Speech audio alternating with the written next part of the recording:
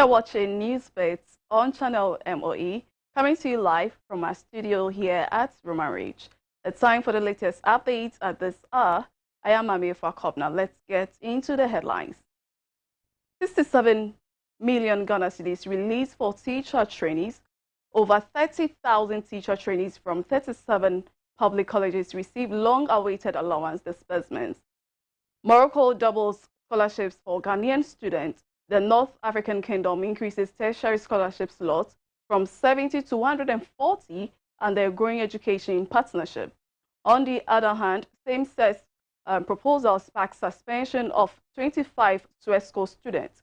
Violent confrontation over same-sex proposal leads to indefinite suspensions. GS steps in. WASI 2025 begins amid soaring exam malpractice. As exams kick off, authorities sound the alarm over a sharp rise in cheating, over 62,000 cases recorded last year. Those are the stories making waves this hour. A quick break. When we return, the full details and more. Stay with us.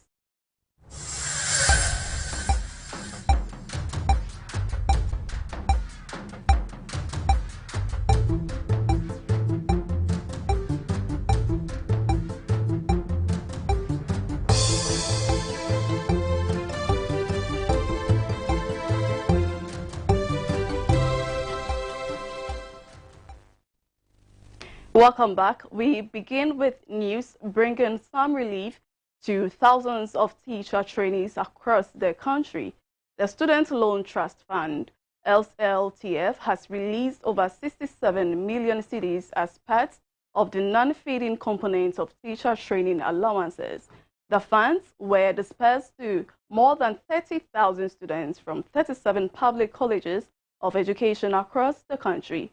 According to the SLTF CEO, Dr. Tajida Jiras, the money was received from the Ghana Tertiary Education Commission, with their final tranche arriving on July 29.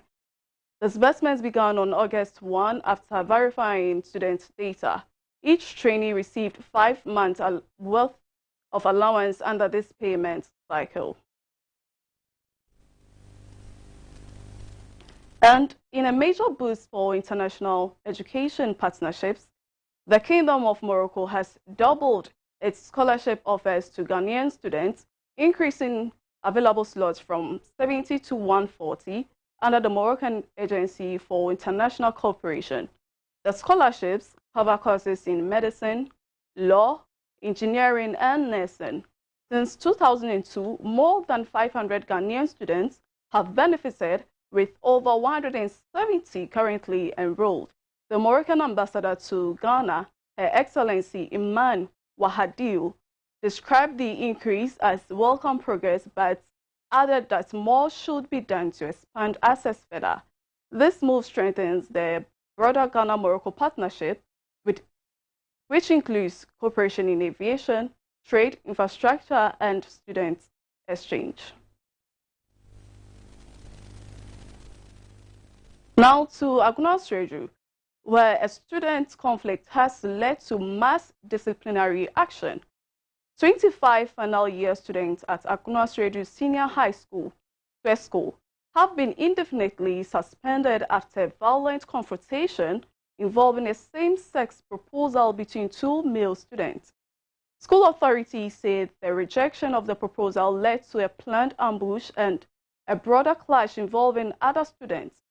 The headmistress, Golda Esi Andam, confirmed that all involved were given a hearing. Though suspended, the students will be allowed to write their WASI exams under the supervision of their parents.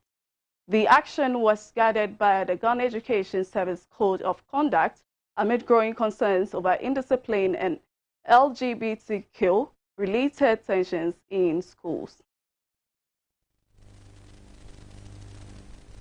Still in education news, WASI 2025 has officially begun, but not without major concerns. Authorities are on high alert over rising cases of exam malpractice. Channel MOE research shows a troubling trend over the last 4 years, from just over 2% in 2021 to 13.6% of candidates caught cheating in 2024. That's more than 62,000 cases last year. Offenses include impersonation, collusion, and use of foreign materials. Authorities are calling on students, teachers, and stakeholders to uphold integrity and protect the credibility of the exams. In related developments, the Youth Empowerment Minister, Honorable George Opare Ado, has linked rising incidents of violent crime among young people to substance abuse. He said the trend is driving many young people into dangerous and unlawful behaviors, including murder and suicide. To address the issue, the ministry has launched the Red Means Stop campaign to raise awareness about the dangers of drug abuse. The minister emphasized the need to empower the youth to make informed choices while allowing the law to take its course on offenders. Now, UNICEF Ghana is calling for increased funding to support breastfeeding programs nationwide. As the world marks Breastfeeding Week this August, the agency is urging government and health stakeholders to offer long-term support and stronger legal protections for nursing mothers.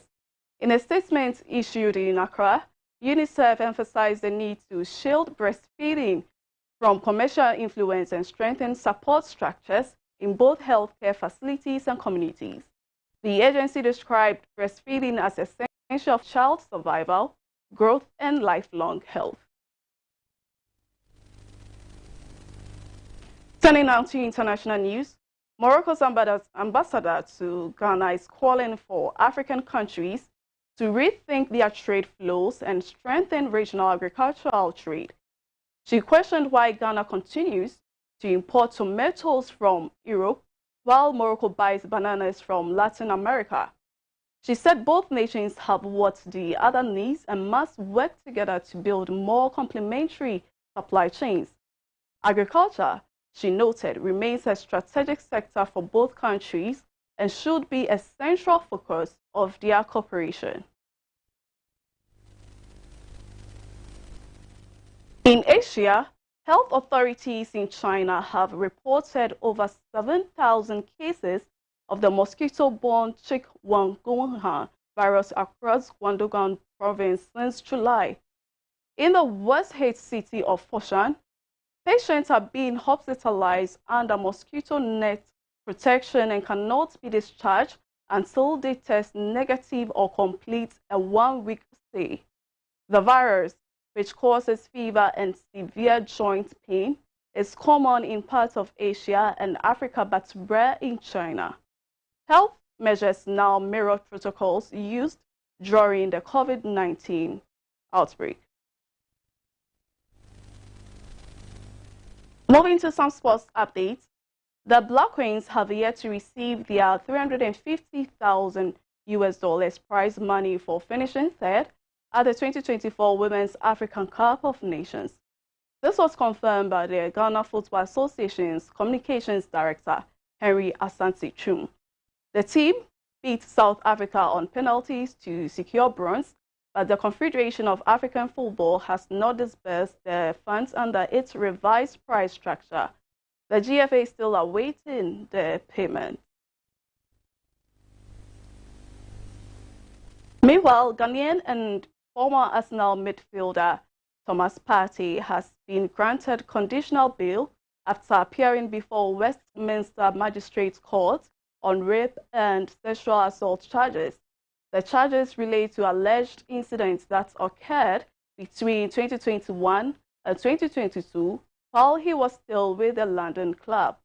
Partey, who recently left Arsenal after the expiration of his contract, faces 5 counts of rape and 1 count of sexual assault. The investigation was launched by the Metropolitan Police in early 2022. Now to some lifestyle news. Ghana's beloved fufu tradition is going high-tech. Across the country, more homes and chop bars are turning to fufu machines for speed and convenience, moving away from the long-standing practice of pounding with wooden pestles. The trend is catching on fast, with entrepreneurs setting up fufu machine businesses to meet rising demand. Some say the days of laborers pounding and chasing children to help are quickly fading. Still, many Ghanaians hold on to the belief that nothing beats the taste and experience of traditionally pounded fufu. Whether made by machine or by hand, fufu remains a cherished staple in kitchens nationwide. In entertainment news, Britain's Deputy High Commissioner to Ghana, Keith McMahon, has revealed that King Charles is a fan of legendary Ghanaian musician Daddy Lumba. During the condolence visit to the late singer's family, McMahon said the monarch had listed Lumba among his favorites on his iPhone playlist. He described Daddy Lumba as a global cultural icon whose music transcended borders and continues to inspire people around the world. McMahon expressed not only Britain's condolences, but what he called the sympathies of the world. In our final news in tech, Intel's ambitious plan to regain its lead in advanced chip manufacturing is hitting a major hurdle. The tech giant has spent billions developing a new process called 18A, aiming to revive Taiwan's TSMC and expand its chip foundry business.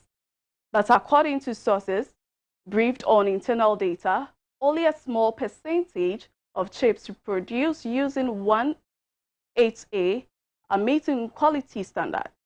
The low yield could impact the profitability of Intel's next generation Panther Lake laptop chips set to roll out this year. Intel remains the process is on track, but poor performance in early tests has raised concerns about whether the company can deliver on its promises and whether it can close the technology gap with global competitors. That brings us to the end of Newsbits at this hour on Channel MOE, the official TV station of the Ministry of Education. Thanks for joining us. I am Mami Fakobna. Stay tuned.